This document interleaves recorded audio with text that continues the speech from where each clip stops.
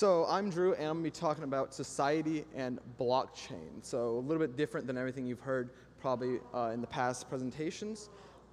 So let's talk about who I am. So I'm the CEO of Bloodchain Inc. I'm a high school senior, so 18 years old, skipping school to come to this. I've been mining Bitcoin since I was 13 and trading Bitcoin since I was 13. Started coding in Solidity and working with Ethereum when I was 16 and did my first hackathon at 16.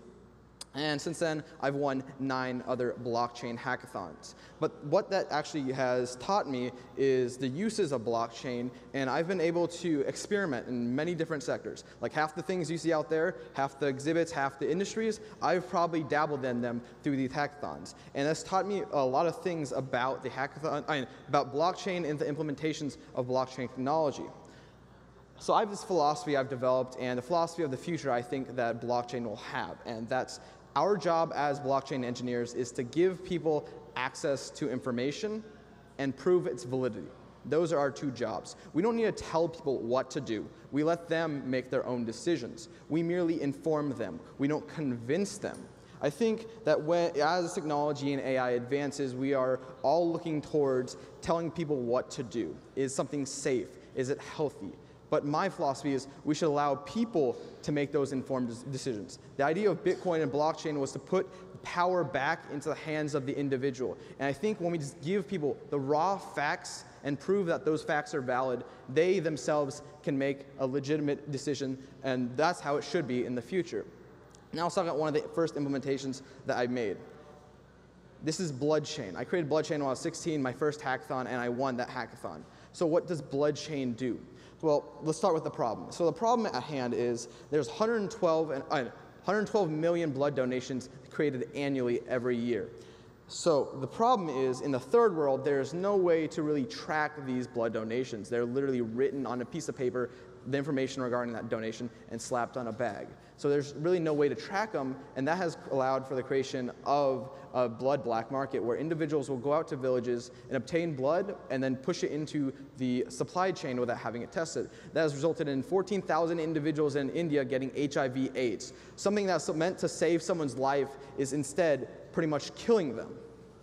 So what Bloodchain does is allows for tracking of blood from the donor all the way until the recipient, every individual between. It allows you to see what blood type it is and where it's from, whatever clinic signed off on it. So if there is a problem, the government individuals can find exactly who was responsible and who signed off on it and hold them accountable. You can also see if the blood's been tested, and if it's not, it'd reject that information. And then as I've gone on, I've created, actually one more thing, why track blood? Now you're asking, why focus on blood? Well, my belief is if we can track something so complex as blood, all the individuals that are involved in the blood supply chain, if we can track all of that, we can track something so critical as blood that has an expiration date, that could be infected with diseases, something we have to analyze with a lot of scrutiny. If we can track blood, then I believe we can track any single thing in the world on the blockchain. And that's what I'm talking about. What I'm going to introduce is called UTAB, which is Universal Tracking of Assets on Blockchain. So the point is develop Bloodchain as this way to tracking blood, and then take that infrastructure that we developed and make it universal for any asset. And if we can prove it works on blood, it can work on any other asset in the world. Now here are a few of my projects that I've created through these multiple hackathons. Transparent City looks at the problem in Ferguson, Missouri, the relations between blacks and the police. This is a way for minority groups to report police violence, because in Ferguson, they just don't report police violence. We're using a blockchain solution to allow for anonymous reporting of this information and for these reports to be kept on a blockchain to be later used in court. Shoe Leather is a ophthalmology platform built for the Emirates ID system, so a new way of conducting ophthalmology. Blockscripts is to help combat the opioid epidemic, specifically in Missouri, by instituting quotas on the prescription of opioids through blockchain. Food Proof tells you exactly where your food came from, but 40% of the food that you buy is actually mislabeled, all through blockchain, and refugee IDs through blockchain.